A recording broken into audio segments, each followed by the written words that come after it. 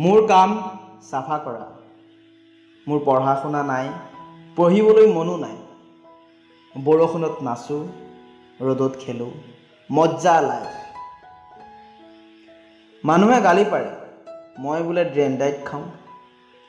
আৰে বেলেগে মদ খায়, ভাং খায়, কোকেন খায়, পইচা আছে, আমি কি খাম? মোৰ গাৰ্লফ্ৰেণ্ড ষ্টেচনত থাকে, মই ৰাতি ৰাতি যাওঁ, তাইক লগ পাওঁ। এদিন জুবিন গাৰ্গক লৈ গৈছিলোঁ তাইক দেখুৱাবলৈ, তাই নাহিল। পৃথিৱীখন বৰ কমপ্লিকেটেড। ষ্টেচনটোৰ সিপাৰে মোৰ ঘৰ।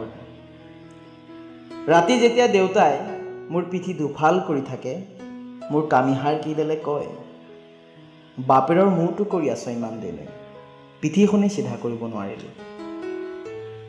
তাইক মই বৰ ভাল পাওঁ। তাই ষ্টেচনত ভাং বেচে ৰাতি। আৰে লাগিলে মই বেচিম, এনেকৈ বিয়া পাতিব নোৱাৰিতো।